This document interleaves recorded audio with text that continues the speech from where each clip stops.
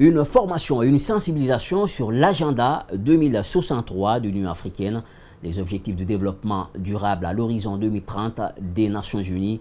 Les acteurs non étatiques ont échangé sur les concepts de l'Union africaine. Mamadou Sadio Baldé Alouba était de la partie. Ces jeunes, venus des ONG, de la société civile et du secteur privé, vont intégrer dans leur programme de développement les concepts de l'Union africaine. Désormais, les pays du continent ont les mêmes objectifs de développement expliqués ici par la directrice par intérim de la direction de l'intégration africaine. L'agenda 2063, les objectifs de développement durable à l'horizon 2030 des Nations Unies, le programme national de développement économique et social 2016-2020 réalisé par le gouvernement guinéen et qui est l'unique cadre de référence pour le développement économique et social de notre pays, ainsi que la vision 2040 qui trace l'émergence de la Guinée à l'horizon 2040. Il ne s'agit plus de s'orienter vers un développement solitaire. Les volets économiques, sociaux élargis à d'autres peuvent être cumulés à la vision de l'Union africaine. Cette fois-ci, les acteurs non étatiques, les organisations de la société civile, le secteur privé, les ONG, suite à la première conférence que nous avons tenue. Parce que nous avons estimé que les acteurs non étatiques jouent un rôle central dans le développement économique et social de notre pays. Donc nous avons estimé qu'ils doivent aussi s'imprégner, s'approprier ces concepts et les utiliser dans leur travail quotidien.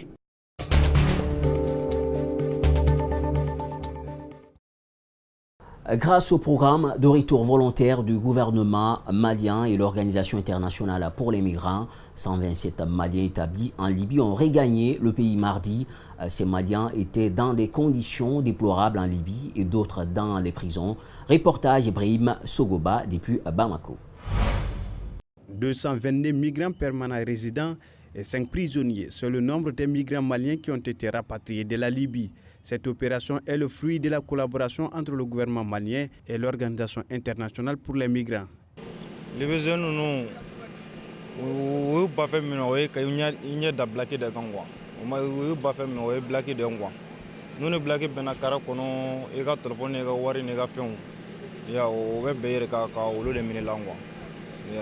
La situation en Libye n'est pas étrangère à personne. Vous savez qu'aujourd'hui, la Libye, je ne dis pas que c'est un État qui n'existe pas, mais tout qu'on fait, c'est les 122 dont je parlais, c'est des résidents. Vous voyez, c'est des résidents qui étaient là-bas et nous savons que ces résidents sont aujourd'hui en situation de détresse. Donc, c'est pour cela qu'ils vont s'enregistrer à l'ambassade avec l'appui du Haut Conseil des Maliens de l'extérieur pour pouvoir rentrer au pays avec l'appui de l'Organisation internationale pour les migrations. Ce contingent qui vient d'être accueilli à Bamako est le 15e vol de cette année. Il complète ainsi la liste des rapatriés à plus de 2000 personnes. De janvier à aujourd'hui, nous sommes à peu près à près de 2000 Maliens rapatriés de la Libye. Près de 2000 Maliens ou plus.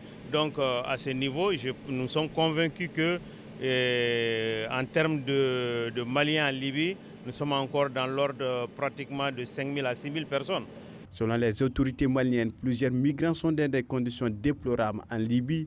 C'est pourquoi les initiatives se multiplient pour leur retour au pays. Blocage de routes, plainte aux autorités au Gabon. Les tensions sont encore vives entre les exploitants forestiers et les villageois qui sont dépossédés de leur forêt ancestrale. Les entreprises exploitantes de bois ne respectent pas toujours les compensations promises aux populations locales. C'est un élément de nos confrères de l'AFP. Un barrage de fortune au milieu de la route fait de rondins de bois. Ces villageois manifestent contre une compagnie forestière. Dans ce village du nord du Gabon, la forêt est exploitée par une grande entreprise asiatique, mais aucune aide au développement n'a été versée. Les habitants sont en colère. Lorsqu'une société va dans un village, il y a un cahier de charges. Et dans ce cahier de charges, nous avons demandé la construction d'une école et d'un centre de santé. Mais jusque-là, la société n'a pas encore réagi. Depuis 2014, La loi gabonaise demande aux sociétés impliquées dans l'exploitation des forêts de financer des projets décidés par les populations locales. L'objectif est de dédommager les villageois qui perdent un accès à la forêt pour notamment cultiver et chasser. L'idéal aujourd'hui, c'est que les sociétés forestières, n'est-ce pas, respectent ce qui leur a été dit. Lorsque quelqu'un a bénéficié d'un permis d'occuper, pardon, d'exploitation, alors qu'est-ce que les sociétés forestières doivent faire? S'entendre avec les populations. On exploite et derrière ça, il faut que les populations puissent avoir des retombées de cette exploitation. Les compagnies justifient leur retard en condamnant les lenteurs administratives pour la validation des projets, ainsi qu'un manque de moyens. Nous sommes encore en pleine installation. Nous n'avons pas encore atteint la vitesse de croisière pour pouvoir produire et ristourner suffisamment au bénéfice des villageois.